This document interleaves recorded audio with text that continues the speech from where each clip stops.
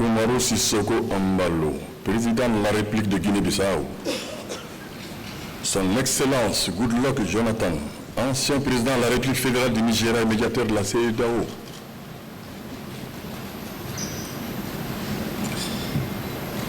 Son Excellence le professeur John Kounda Traoré, président de la transition malienne de 2012 à 2013. Madame la ministre des Affaires étrangères du Ghana, pays qui assure la présidence de la CEDEAO. Monsieur le représentant de la MINUSMA, Monsieur le représentant de Misaël, son Excellence Pierre Bouyoua, ancien président de la République du Burundi, Monsieur le président de la commission de la CEDEAO, ancien premier ministre et ancien ministre, chef d'institution en fonction et ancien, gouverneurs, maires et conseillers municipaux, autorités politiques, morales, religieuses et coutumières, ambassadeurs et représentants des organismes de coopération, compatriotes de l'intérieur et de l'extérieur, représentants de la société civile et des syndicats, en vos rangs, grade et qualité, tout protocole observé.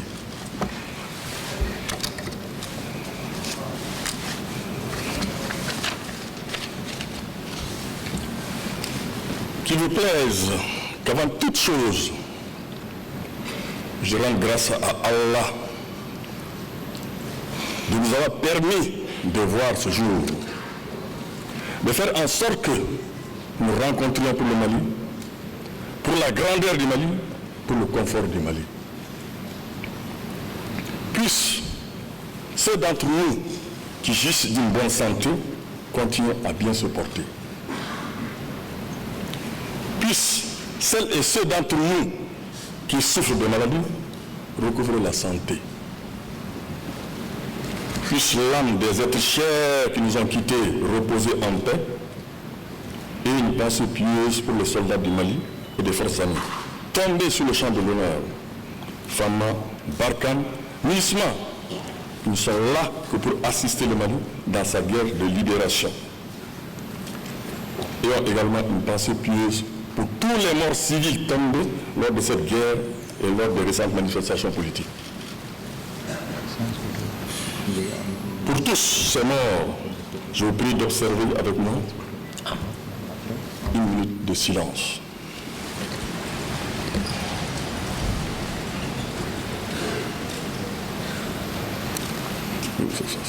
Veuillez vous asseoir, s'il vous plaît.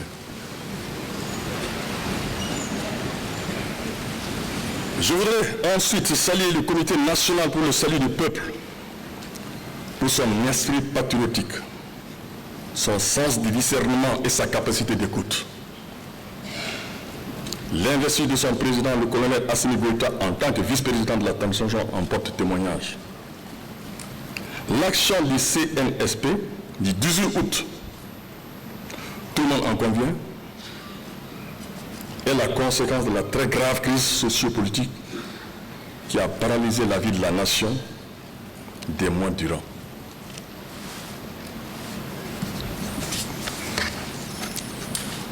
Au collège qui a porté son choix sur ma modeste personne pour présider cette transition, j'exprime toute ma gratitude. Je suis honoré par son geste et je voudrais lui dire ici que je me battrai de toutes mes forces pour mériter sa confiance. Que l'on me permette également de souhaiter la bienvenue au président de la Guinée-Bissau, Umaru Sissoko Embalo, en terre africaine du Mali.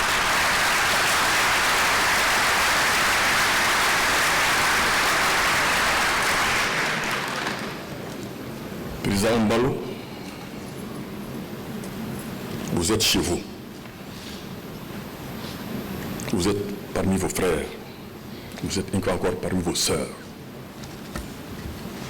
Acceptez l'assurance de notre profonde sympathie et de toute notre gratitude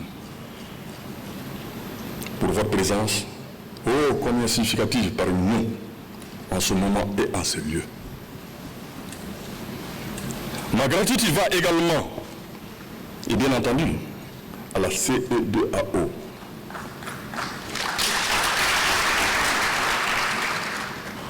Pour sa constante sollicitude envers notre pays et pour les sages conseils que le médiateur, son Excellence Goodluck Jonathan, n'a cessé de prodiguer à ses frères maliens. Et cela depuis juin. Il est des nôtres désormais. Je salue sa présence et je voudrais l'assurer de la détermination des Maliens à conduire une transition stable, apaisée et réussie dans les conditions et les délais convenus. Plaise à Dieu, le Tout-Puissant. Professeur Djangunda, cher aîné, merci de venir rehausser de votre présence l'éclat de cette cérémonie. Que vous soyez à nos côtés ne nous surprend guère, car tout ce qui concerne le Mali vous mobilise. Votre expérience, votre endurance, votre foi en le Mali nous guideront.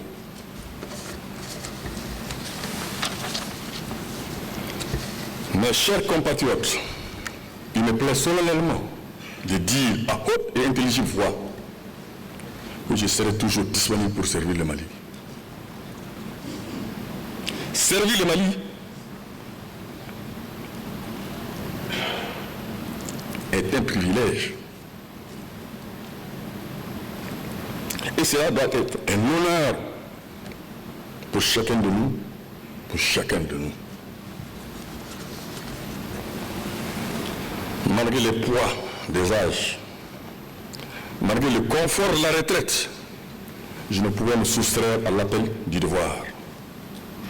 Je ne pouvais hésiter un seul instant à sortir de mon champ pour venir moi aussi, comme beaucoup d'autres, avec moi et avant moi, à la rescousse de ce pays.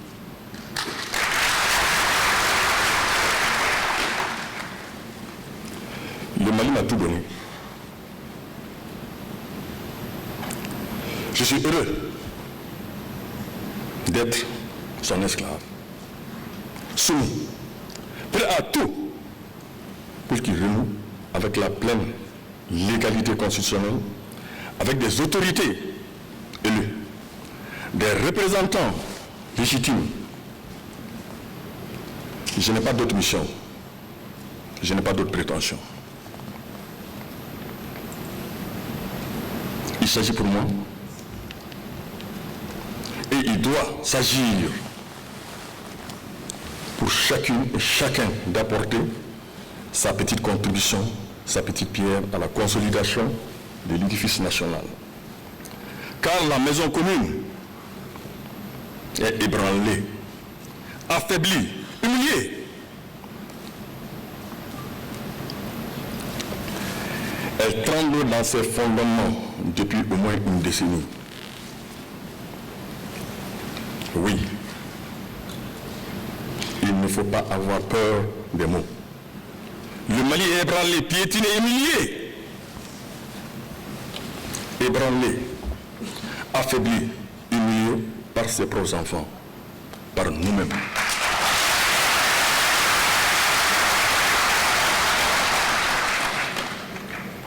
Par personne d'autre que nous-mêmes.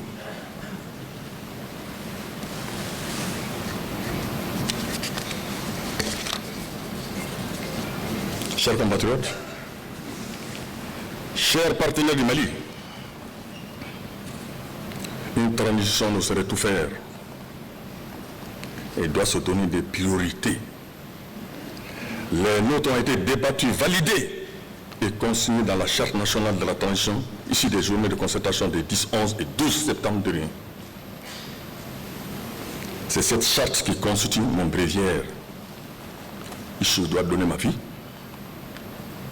Pour que la transition soit menée à bon port, je n'hésiterai pas une seconde.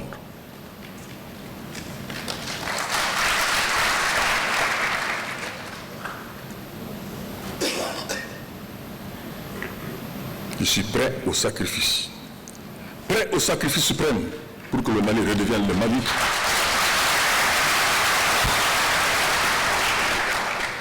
Je dis bien pour que le Mali redevienne le Mali de nos rêves et de nos potentialités. Ma plus grande satisfaction résidera dans la passation de témoins au futur président de la République élu proprement et élu indiscutablement.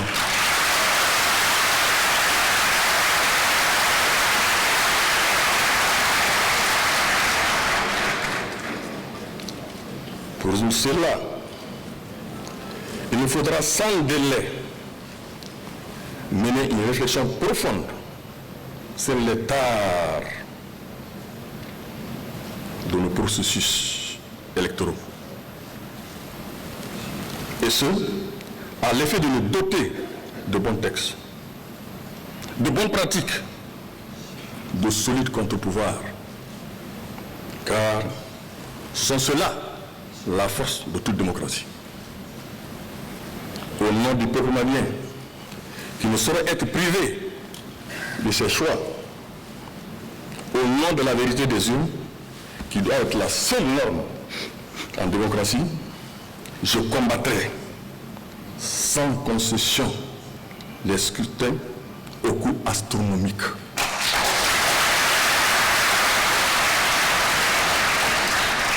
La fraude électorale, l'achat de voix, l'incursion de l'administration dans le processus électoral,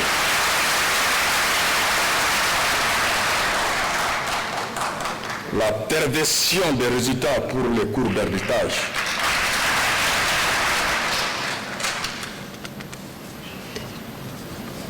chers compatriotes, une telle mission, je le sais, se mènera sur le socle de la guerre sans merci qu'il faudra continuer à livrer aux forces terroristes et aux crimes organisés.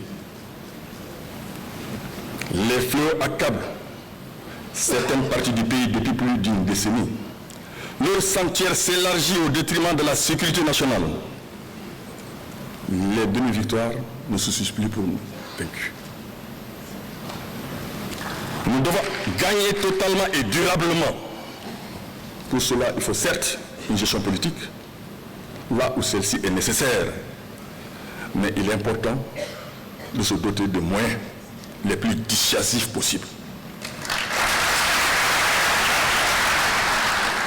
À travers une armée aguerrie,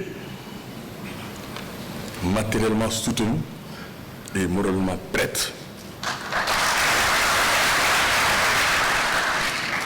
L'armée, il est vrai, ne devra combattre que l'ennemi et ne saurait être coupable d'exactions contre les populations civiles. Cela ne peut pas être accepté et ne sera pas accepté. Cependant, les moyens de l'armée iront désormais totalement à l'armée et seulement à l'armée.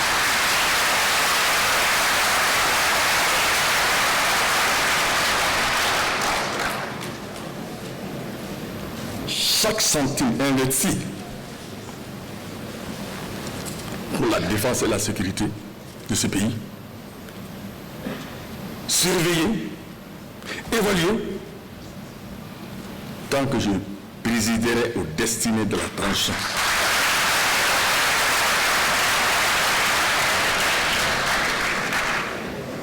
J'en prends ici le serment. La bonne gestion de nos ressources, de nos maigres ressources, est en effet une obligation. Ce sera là un sentier de la transition. Il sera quotidien. Il sera renforcé et ne sera pas négligé un seul instant. Générer des ressources optimales au niveau national n'est pas un luxe. C'est une exigence et ceci passe par l'utilisation judicieuse de nos maigres deniers. Je ne peux pas promettre zéro corruption, mais je ferai tout pour que l'impunité zéro soit la norme.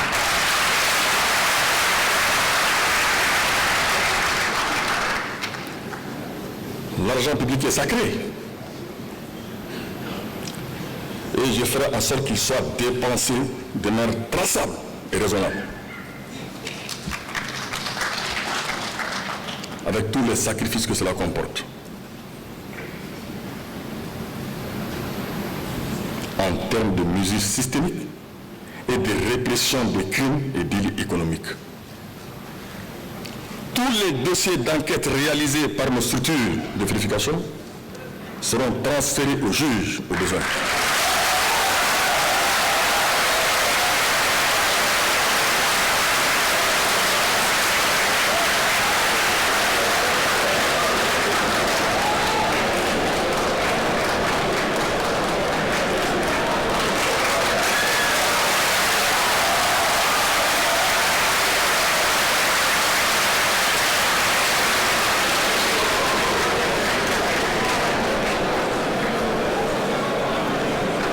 Il m'appartiendra de garantir à la justice les moyens de diligenter leur traitement. Le dialogue national inclusif a balisé la voie. Dans les semaines à venir, je ferai tout pour mettre en place le comité chargé de la mise en œuvre de ces importantes recommandations.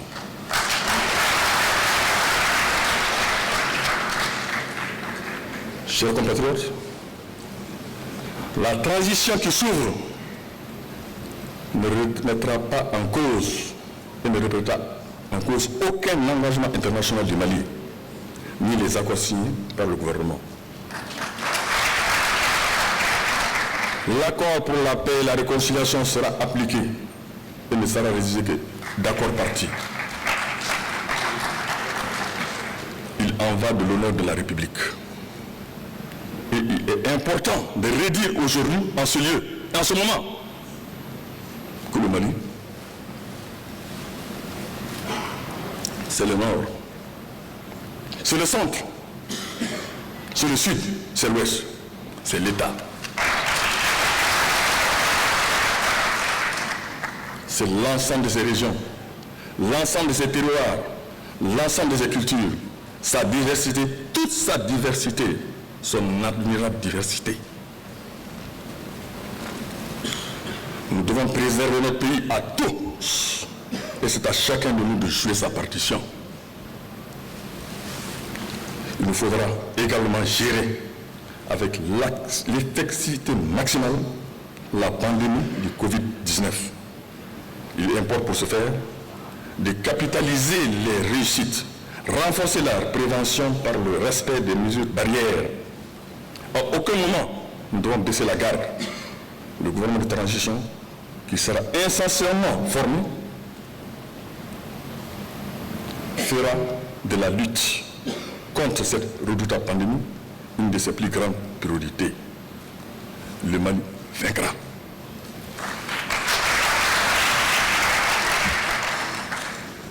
Vive la démocratie, que Dieu nous bénisse.